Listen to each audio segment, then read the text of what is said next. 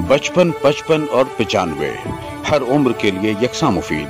मफाद आम्मा का आलम बरदार। जरूर सब्सक्राइब करें, लाइक करें, शेयर करें और बेल आइकन प्रेस करना न भूलें। Rabbani the scholar YouTube channel.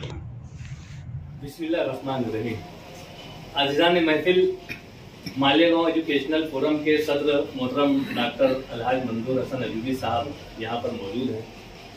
सरपरस्त Firoz Hussain बादशाह सर और फोरम के दीगर सीनियर और जूनियर अरकान यहाँ पर तमामी हाजरीन के सामने आज बड़ी खुशी और मुसर्रत का मकाम है कि मालेगांव एजुकेशनल फोरम जहाँ तालीम व ताल्लुम और तलबा और तालबात की रहनुमाई और उनकी सरपरस्ती, उनकी रहबरी का काम कर रहा है, वहीं पर मालेगांव शहर में जिस अंदाज से समाजी खिदमत का दायरा वसी हुआ है और 12 नवंबर के जो मामलात में जिन्होंने अपनी एहसन तरीके से खिदमत पेश की हैं, जो महरूसीन की रिहाई के लिए शबो रोज तवज्जो किए और एक तरह से अपनी हिकमत अमली से और मेहनत शाक्का से जिस तरह से उन तमाम महरूसीन को जो है यहाँ पर वापस मालेगांव शहर उन्होंने कैद से रिहाई दिलाने में अपनी मुआवनत की। मेरी मुराद है मोहतरम एडवोकेट अब्दुल अजीम खान साहब और उनके ही साथ शाना बशाना चलने वाली शख्सियत शहर अजीज मालेगांव शहर के जनता दल सेकुलर के एक अहम जिम्मेदार मोहतरम मुस्तकीम डिग्निटी साहब, ये मालेगांव एजुकेशनल फोरम के प्लेटफॉर्म पर हाजिर आए। मैं आपका शुक्रिया अदा करता हूं और मैं चाहूंगा कि सबसे पहले जो है इनकी हौसला अफजाई के लिए जो है मालेगांव एजुकेशनल फोरम की जानिब से शाल और बुके पेश करते हुए इनकी मजीद हौसला अफजाई की जाए। मैं मुस्तकीम डिग्निटी साहब से गुजारिश करता हूं कि आप यहाँ आगे की तशरीफ लाएं।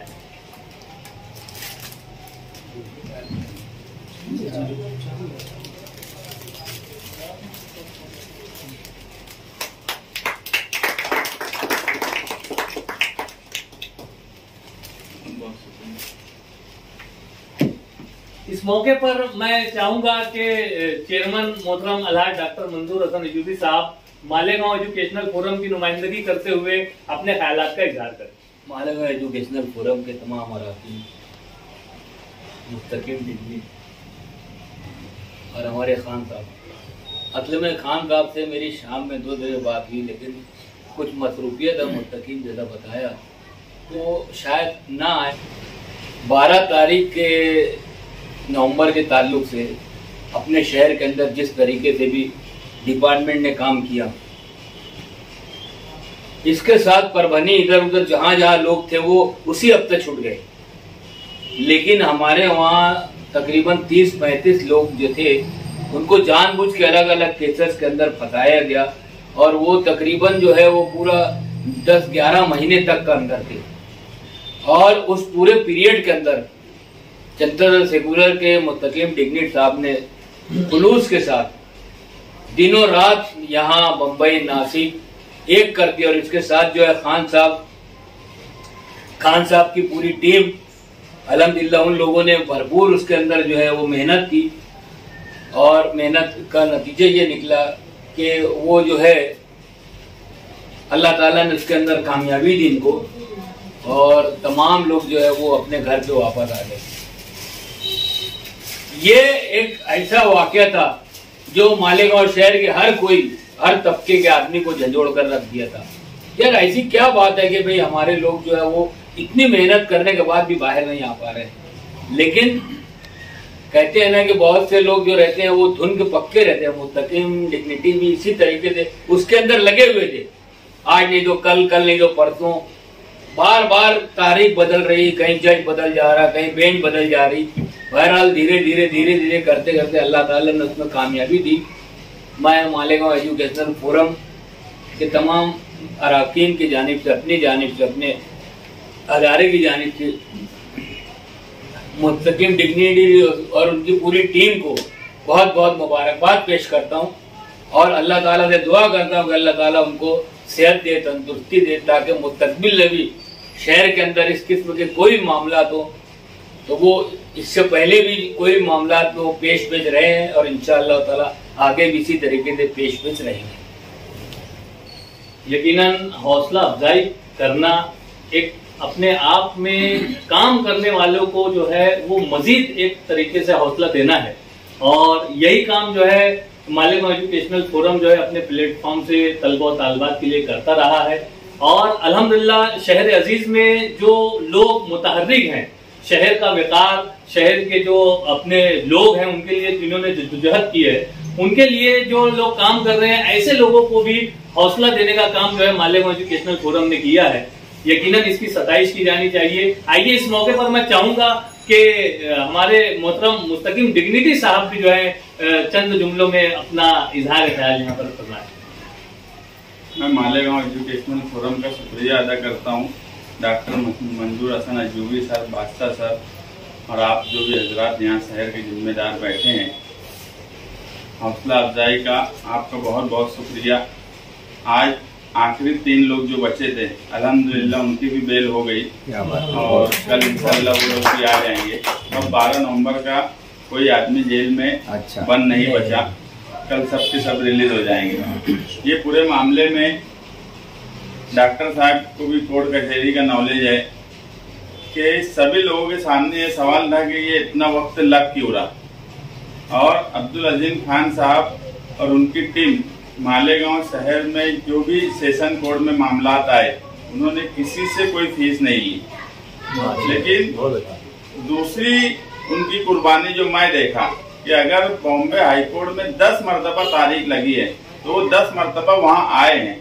एक आदमी ये होता है कि चलो कौमी मिल्लत का मामला है उसमें फीस नहीं ले रहा, मगर उस वक्त ऐसे ऐसे मामलात हुए क्योंकि वो बड़े वकील हैं, हर वक्त खान साहब डॉक्टर साहब को पता है उनके पास कई केसेस रहते हैं, मगर वो दूसरे केसेस छोड़ के आते थे जहाँ उनको फीस मिल सकती थी। यानी ये डबल कुर्बानी हो जा रही थी, जहाँ फीस मिलती थी वो छोड़कर वो हर वक्त हाजिर रहते थे। कुछ तो हाईकोर्ट में ऐसा हुआ कि कोरोना का जो 2 साल का पीरियड गया उसमें हाईकोर्ट बिल्कुल बंद थी। मार्च 2022 से हाईकोर्ट रेगुलर शुरू हुई और उसके बाद इतनी ओवरलोड हो गई कि वहाँ तारीख लगा लेना ही जीतना है, ऐसा समझ लो। आज के हाईकोर्ट की यही पोजीशन है। एक बात तो हम लोगों को पता थी कि एक मर्तबा अगर मजिस्ट्रेट के सामने ये मैटर आएगा तो उसमें कुछ भी नहीं है। और अल्लाह करम से हुआ भी ऐसा ही कि मजिस्ट्रेट, मैंने आज तक मैं कई हाईकोर्ट की हेयरिंग में बैठा, आर्गूमेंट में बैठा कि जब रिजवान भाई बैटरी वाले का वकील मुंदारगी ये बोला कि यार इस मामले में घुटने के नीचे सिर्फ एक पुलिस वाले को लगी है जो मेडिकल रिपोर्ट है, और कानून ये है कि कोई आम आदमी हो कि कोई पुलिस ऑफिसर हो, कानून में एफआईआर करने का तरीका तो बहरहाल सबके लिए बराबर है। तो वो बोलते हुए ये बोला कि यार ये तो केस बनता ही नहीं था, मगर बस वो एक पुलिस वाला था। उस पर जज भी हंसने लगा और जज ने अपने ऑर्डर में फाइंडिंग दिया कि यार ये 307 इस मामले में कैसे बना है, यानी सवालिया निशान वो बेल के ऑर्डर में ही कर दिया। तो ये इत्मीनान हमको था, बस सवाल ये था कि मैटर लगता नहीं था। यानी ऐसा हो गया था कि जितनी फीस देना पड़ती है वकीलों को उससे ज्यादा तो मैटर लगाने और दूसरे मामला वहां पर करना पड़ते हैं ताकि मैटर जल्द से जल्द लग जाए। और अगर बहुत ताकत से कोशिश नहीं की गई होती तो हमारी समझ थी कि 4-6 महीना और लग जाएगा। उसमें ऐसा है कि बहुत से लोगों ने ताउन किया कि रिजवान भाई के लड़के इमरान भाई भी मेरे साथ मौजूद हैं। इनकी भी कुर्बानी मैं इसलिए मानता हूं कि इनके वालिद का और नासिर किराना वाले के ये दोनों का मेडिकल ग्राउंड बन चुका था। 3 अक्टूबर को मजिस्ट्रेट साहब जब 30 लोगों का मैटर देखे तो बोले यार तुम 2-3 लोगों का आर्ग्यूमेंट कर लो, इतने लोगों का वक्त नहीं है, 2-3 लोगों का कर लो। उसमें मेडिकल ग्राउंड था तो इनका ही होने वाला था, मगर उसके बाद भी ये लोग जो सीनियर काउंसिल था वो बोला कि एक बार अगर आप पूरा कनेक्टेड मैटर है, एक बार टूटा तो पहले आदमी का छूटना और आखिरी 30वें आदमी के छूटने में 3-4-6 महीना चला जाएगा। तो मैटर कनेक्टेड है तो उसको तोड़ो मत। इनके वालिद थे ये चाहते तो बोलते यार मैं मेरे अब्बा का करा लेता, बाकी बाद में देखेंगे, मगर ये बोले नहीं यार मत तोड़ो, मेडिकल ग्राउंड पे वो मत करो, अपने आगे की तारीख ले लो। वो ऐसा हुआ कि 7 तारीख मिल गई। मतलब कि जो भी लोगों ने कोशिश की है खुलूस से किया, जब खुलूस से कोशिश की जाती है तो नतीजा अच्छा ही होता है और अच्छा ऑर्डर भी अच्छा आया। अब हम लोगों की कोशिश ये है कि जो 3-3 केस जिन लोगों पर कर दिए गए हैं, यहाँ जो ट्रायल होंगे उसमें तो मैं खुद भी हूँ, ट्रायल का सामना करेंगे, मगर जो 2-3 केसेस हैं, एक आदमी है जेल में, मैं खुद उसके साथ था, रईस अब्दुल समद, वो 143 किलो का आदमी हमने जेल में भेजा, 82 किलो का लेके आए। उसके लिए तो बहुत बेहतर है। आदमी 143 किलो का था, उसके ऊपर 3 FIR किए। जेल की पुलिस जब देखती थी तो बोलती थी कि यार ये आदमी तो झुक नहीं सकते, पत्थर कैसे चलाएंगे। पत्थर चलाने वाले लड़के यानी थोड़ा चुस्त रहना चाहिए, वो चलना उसका मुश्किल था। तो ऐसा जुल्म पुलिस ने की जो इससे पहले माजी में, जो डॉक्टर साहब बोले, इस शहर में नहीं देखने को मिला। कहीं ना कहीं इस शहर का दबदबा खत्म हुआ है और पुलिस ने जिस तरह से काम किया है, हम लोग यही चाहते हैं कि अभी जो है ये जो ज्यादा दफात लगी जिसमें बेल में फाइंडिंग किया गया है, उन दफात को निकालने के लिए हाईकोर्ट में पिटीशन दाखिल किया जाए, क्योंकि जुल्म अगर सहेंगे भी तो ये भी बराबर बात नहीं है। यहाँ जो ट्रायल का सामना करेंगे, बाकी हम लोगों की कोशिश है कि जल्द से जल्द हाईकोर्ट में इन दफात को निकाला जाए जिनके ऊपर बिला वजह 3-3 केस हैं। तो मुझ पर तो एक ही है, मगर कई लोगों पे 3-3 है, 2-2 है। तो उनको चैलेंज करके एक इंसिडेंट का एक FIR पे ही ट्रायल हो, इसकी कोशिश करेंगे। आप लोगों का बहुत बहुत शुक्रिया। हौसला अफजाई होती है तो आदमी के अंदर लड़ने की ताकत और आती है। इंशाअल्लाह आगे भी लड़ेंगे। बहुत बहुत शुक्रिया। डिग्निटी साहब ने अपना इजहार ख्याल यहाँ पर किया। यहाँ पर मैं चाहूंगा कि रिजवान बेटरीवाला साहब के साहबजादे भी मौजूद हैं, एक गुलदस्ता इनकी भी खिदमत में पेश किया जाए कि इन्होंने जो कुर्बानी की है, जैसा कि मुस्तकीम डिग्निटी साहब ने अपने तासुरात में बयान किया, यकीनन ये बड़ी कुर्बानी है कि अपने वालिद यानी पूरे गांव के लोगों का उन्होंने सोचा। ये बहुत बड़ी बात है, बहुत मुबारकबाद की बात है। बहुत शुक्रिया।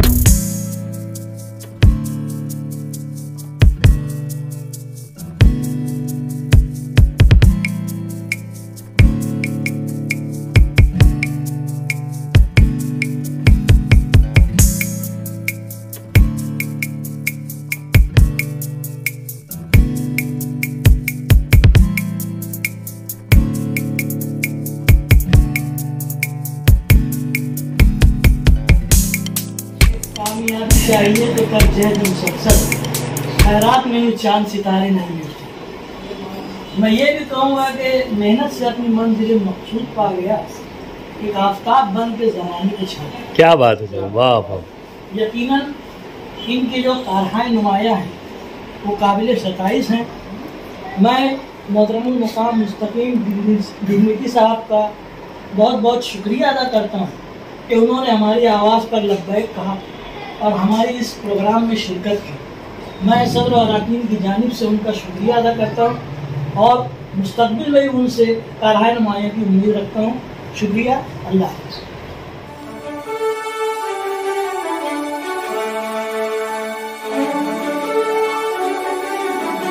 रब्बानी दी स्कॉलर यूट्यूब चैनल इल्मी, अदबी, दीनी, मिल्ली, समाजी, सकाफती, तहजीबी, फलाही, तिब्बी, फ़न्नी, माशी, तिजारती, माशरती, इंतज़ामी, इनकलाबी, तहरीकी, तहकीकी, तकनीकी, तफ्तीशी, तामीरी, तालीमी व मालूमाती यूट्यूब चैनल ज़रूर सब्सक्राइब करें, लाइक करें, शेयर करें और बेल आइकॉन प्रेस करें। रब्बानी दी स्कॉलर यूट्यूब चैनल।